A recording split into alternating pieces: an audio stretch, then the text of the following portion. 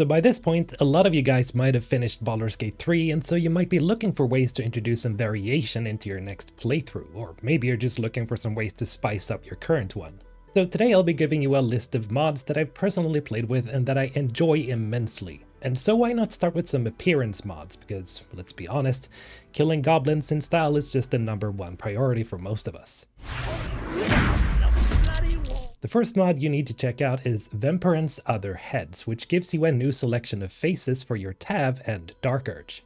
All of these are standalone, so they won't be replacing any of your existing faces, and so far I haven't encountered any bugs and other issues with animations, so you probably won't have to worry about that. Now, I have not counted the amount of heads you get, but most of these are for female drow, humans, elves, and tieflings, and there are some male ones for tieflings, drow, and elves as well. Now, to make your perfect Tav even more perfect, I highly suggest you check out Vessnelle's hair collection and alternate horn shapes for tieflings, as you can make some pretty, or, well, extremely hot people with all these three combined. The alternate horn shapes even provides you with actual cambion and devil horns, so your tiefling will absolutely stand out in a crowd of NPCs. However, the creme de la creme for me has to be the variant of Orin's hair mod, as it gives you quite possibly the best female hairstyle in the game. The long braid swooshes and swings properly when moving around and when engaging in cutscenes, and if you're planning for a Dark Urge run, then I can absolutely wholeheartedly recommend this one. Before we hop on to other mods to elevate your game, you're gonna want to grab variant of the Barbarian's outfit, Ciri's clothes, and Aether's black dye, especially if you're planning to play a female character with a slim body type. You will then find all these items in one of the starter chests on the Nautiloid, or if you have the gold you can always buy these from most vendors, it would seem. With the boots from Ciri's clothes and the variant Barbarian outfit, I've managed to create the very first runway model in Faerun. And a bonus is that Aether's black dye has unlimited uses, and even if you don't run around with my specific setup here, Aether's black dye can make your armor and clothes look snazzy no matter what you're wearing.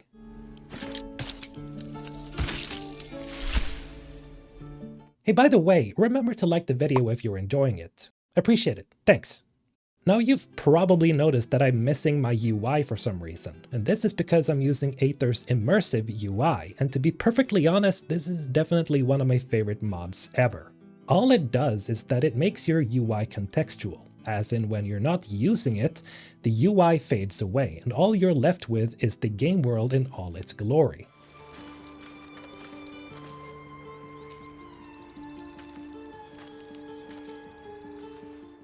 Having the UI be contextual really does improve immersion a lot, and by removing the noisiness of the UI from your screen, it's even easier to find items because you're focused on the game world and not the UI.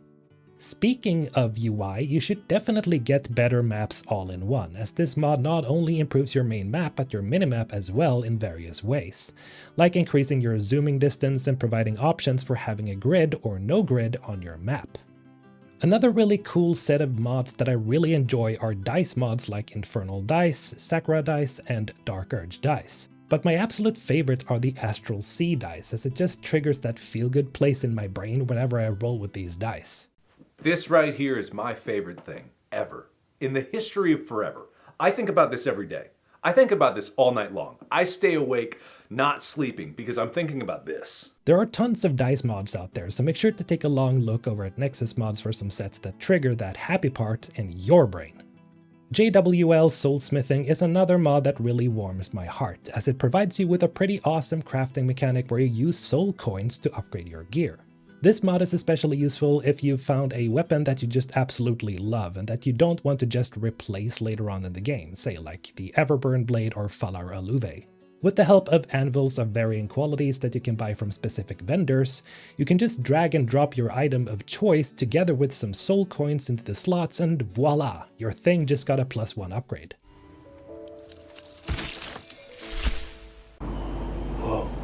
Speaking of vendor items, remember to get yourself purchasable camp clothes and underwear, as this nifty little mods allows you to buy, well, every camp outfit in the game from vendors in Act 1 and 2.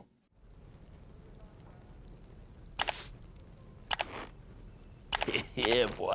Now, one mod that's made my current playthrough much more enjoyable is the simply titled Fast XP mod. As you can probably guess, this mod essentially improves your experience gain by halving the amount of XP you need to get to max level. But that's cheating! Hey, shut up, because this mod makes repeat playthroughs a blast, since you can actually experiment much more with your builds. And let's face it, at the point where you're close to max level in the base game, you're already running out of stuff to kill, since at that point you'll also be close to the end game. So this mod is absolutely great if you felt that leveling is just grueling in this game. Besides, if you get too strong, you can always turn on Tactician mode to get more of a challenge. Okay, so you might have heard that Larian went and fixed the one and only Dummy Mommy Minthara in our recent patch, and so you might be interested in recruiting her this time around.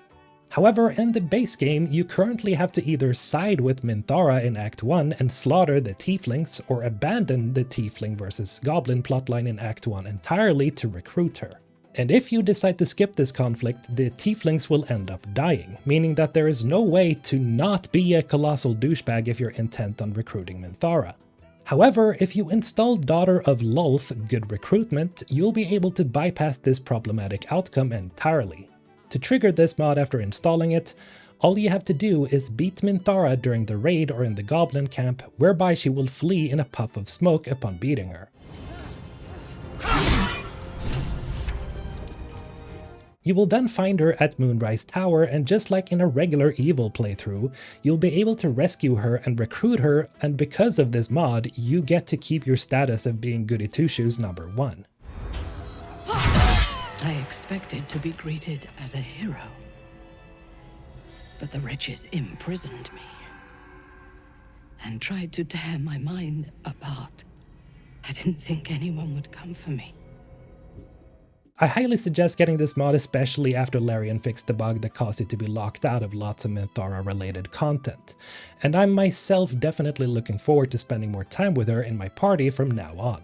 And if you were doubtful on whether you should recruit Minthara or not, here are some good examples of why you absolutely should, because she has some really good dialogue scenes. He is exceedingly self-righteous. Amusing, considering he bound himself to a devil. I have never known anyone so ferocious and unassailable in battle, and yet so fragile and impermanent in their very being. I often think of mortality as a curse. In time, all that I am and all that I have known and learned will be lost. In time, our cities will be dust. Karlach does not seem to have such anxieties. Perhaps because she cannot afford to. She exists in the moment, and she will burn out and be gone in a moment. There is something very beautiful about that. And that's it. Remember to subscribe to the channel if you like this little mod video. Thank you for watching, and have a great day. MrHulthen signing out.